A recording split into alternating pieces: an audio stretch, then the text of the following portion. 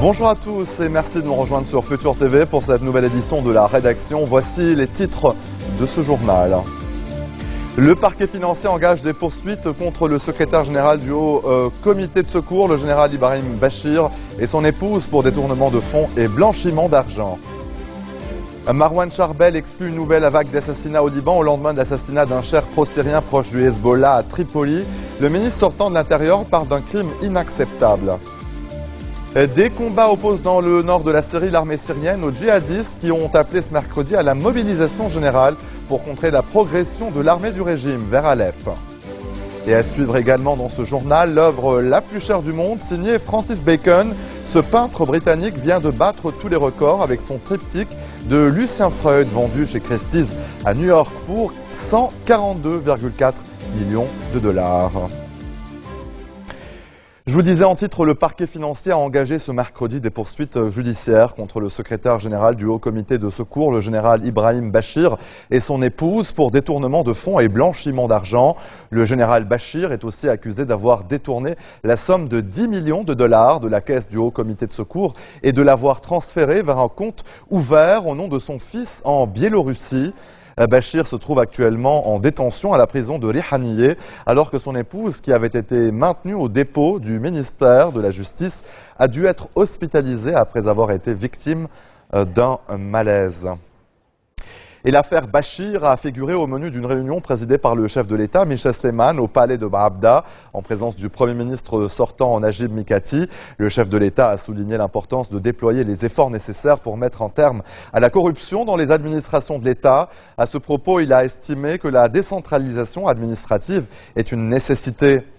Le chef de l'État s'était auparavant entretenu en tête-à-tête avec le Premier ministre sortant Najib Mikati, un entretien au cours duquel les deux hommes ont passé en revue les derniers développements au Liban, avec en tête la crise à Tripoli.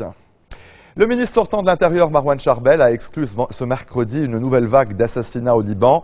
Il s'exprimait sur les ondes de nos confrères de la Voix du Liban au lendemain du meurtre d'un cher pro-syrien proche du Hezbollah à Tripoli.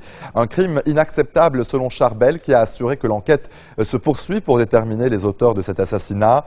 Cher Saadedine Rié, âgé de 43 ans, a été abattu hier matin par deux inconnus circulant à mobilette.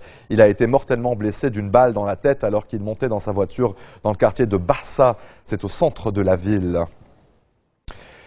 Des contractuels d'électricité du Liban ont bloqué ce mercredi matin les entrées de l'office autonome à Mar Mikhaël à Beyrouth. Ils protestent contre le non-paiement de leur salaire.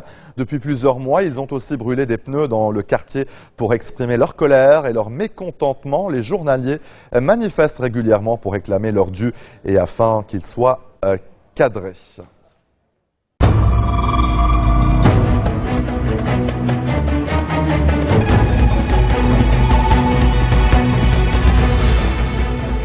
Des combats opposent ce mercredi dans le nord de la Syrie l'armée syrienne aux djihadistes qui ont appelé à la mobilisation générale pour contrer la progression de l'armée vers Alep, la deuxième ville du pays en grande partie aux mains des rebelles.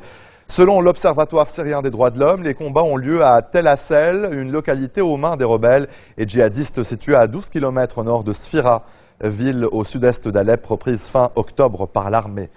Par ailleurs, 3 personnes ont été tuées, une trentaine d'autres ont été blessées par la chute d'obus dans 2 quartiers du centre de Damas.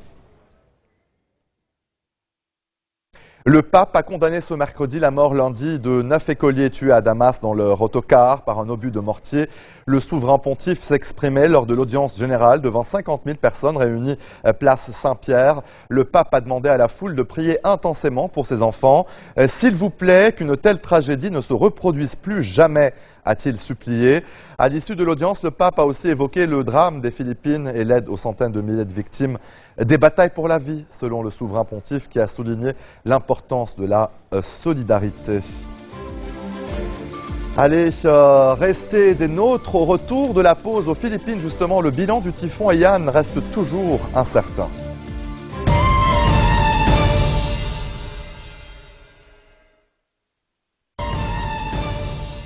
Retour sur le plateau de l'info, le Premier ministre israélien fait machine arrière. Il a gelé la construction de 24 000 logements supplémentaires en Cisjordanie et à Jérusalem-Est.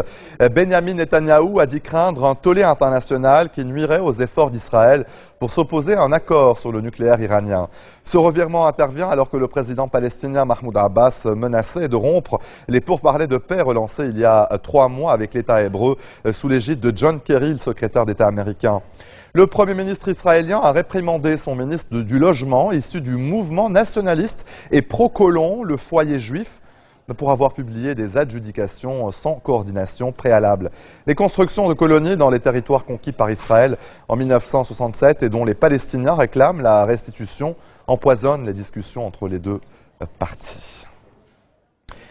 Le président égyptien Mohamed Morsi, écarté par l'armée le 3 juillet dernier après des manifestations de rue, affirme avoir été kidnappé par la garde républicaine, puis détenu dans une base de la marine pendant 24 heures avant l'annonce officielle de son renversement.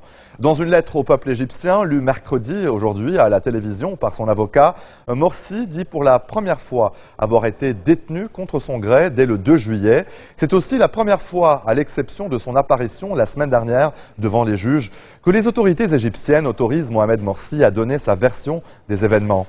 Le dirigeant islamiste a défié les juges à l'ouverture de son procès le 4 novembre pour incitation à la violence, obligeant le tribunal à suspendre les débats puis à ajourner le procès jusqu'au 8 janvier 2014.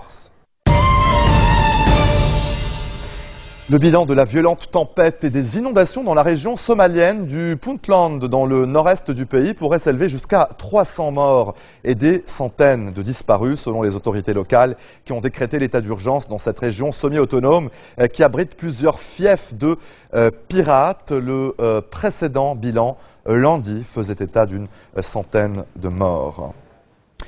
5 jours après le passage du typhon Haiyan sur les Philippines, les estimations concernant les victimes de la pire catastrophe naturelle qui ait frappé l'archipel restent très provisoires. Si le chef de l'État philippin Benigno Aquino évoque 2000 à 2500 morts, les Nations Unies et les différentes organisations non gouvernementales continuent d'estimer à 10 000 le nombre de victimes.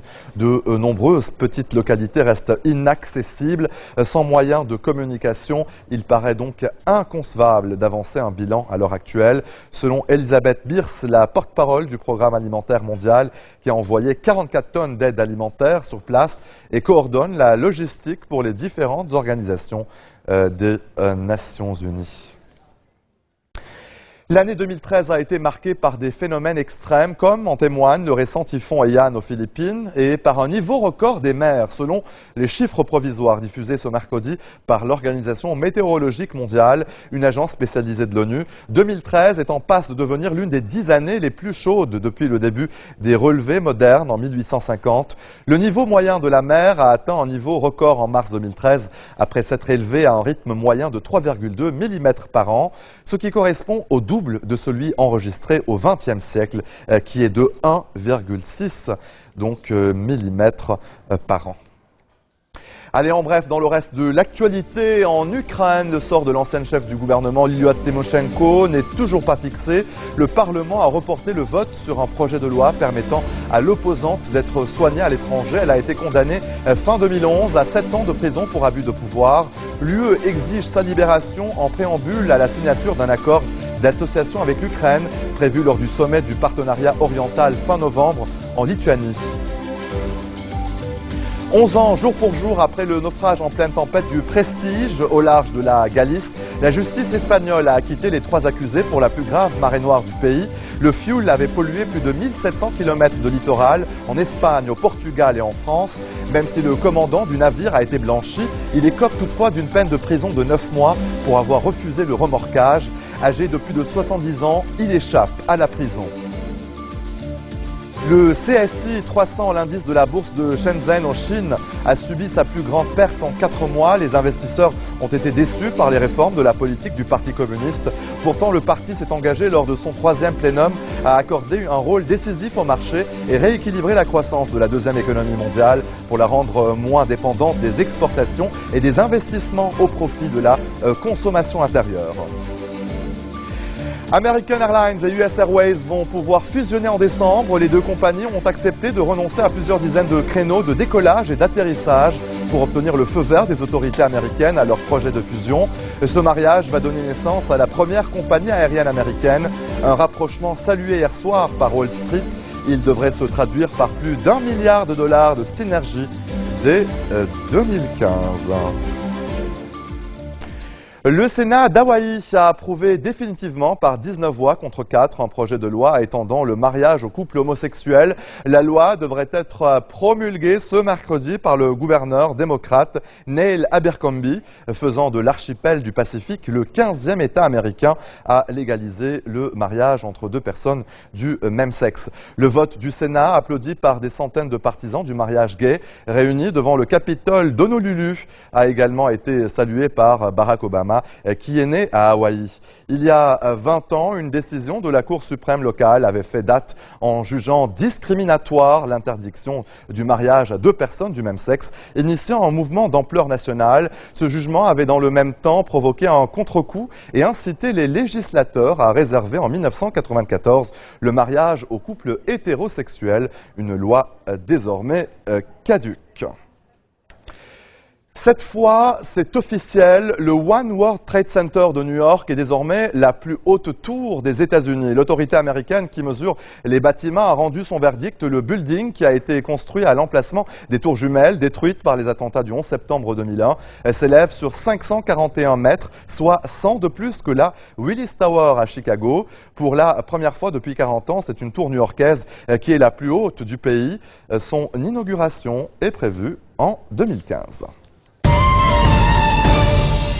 Vous vous demandiez quelle était l'œuvre la plus chère du monde? Eh bien, ne cherchez plus. Le peintre Francis Bacon vient de battre tous les records, et ce avec son triptyque de Lucien Freud, vendu chez Christie's à New York pour 142,4 millions de dollars. Trois toiles réalisées en 1969, sublimées par les coups de pinceau vibrants d'un Bacon au sommet de son art et qui nous invite dans l'intimité de Freud.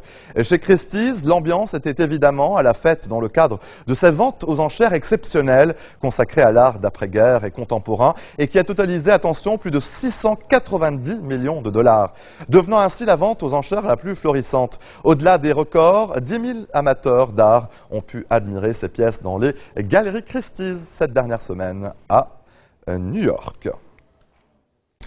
Et maintenant, un diamant orange vivide de 14,82 carats, le plus gros de sa catégorie, a été vendu aux enchères à Genève à un prix record de 35,54 millions de dollars par Christie's. L'acheteur de cette pierre, trouvé en Afrique du Sud, a immédiatement quitté la salle après la vente sous les applaudissements du public. Christie's n'a pas souhaité donner d'informations sur son identité. Parmi les diamants de couleur, ceux qui sont orange sont très rares. En 1990, un diamant orange jaune, le Graph Orange, de 4,77 carats, avait été vendu à 3,92 millions de dollars. Et maintenant, ce soir à Genève, la maison concurrente Sotheby's proposera, elle, le plus gros diamant rose au monde pour un prix attendu de 60 millions de dollars. Et voilà, c'est ainsi que se referme cette édition. Tout de suite, le rappel des titres qui ont marqué l'actualité de cette journée. Au Liban, le parquet financier engage des poursuites contre le secrétaire général du Haut Comité de secours, le général Ibrahim Bachir, et son épouse pour détournement de fonds et blanchiment d'argent. Marwan Charbel exclut une nouvelle vague d'assassinats au Liban au lendemain de l'assassinat d'un chef pro-syrien proche du Hezbollah à Tripoli. Le ministre sortant de l'Intérieur parle d'un crime inacceptable. Des combats opposent dans le nord de la Syrie l'armée syrienne aux djihadistes qui ont appelé ce mercredi à la mobilisation générale pour contrer la progression des troupes de Bachar el-Assad vers Alep. Et l'œuvre la plus chère du monde, signée Francis Bacon, ce peintre britannique, vient de battre tous les records avec son triptyque de Lucien Freud, vendu chez Christie's à New York pour 142,4 millions de dollars. Merci de votre attention. Retrouvez-nous tous les jours à 16h40 heure de Beyrouth. Vous pouvez également nous suivre en ligne sur notre site web ou en téléchargeant notre application mobile. Excellente suite de programmes sur notre antenne et je vous dis à demain.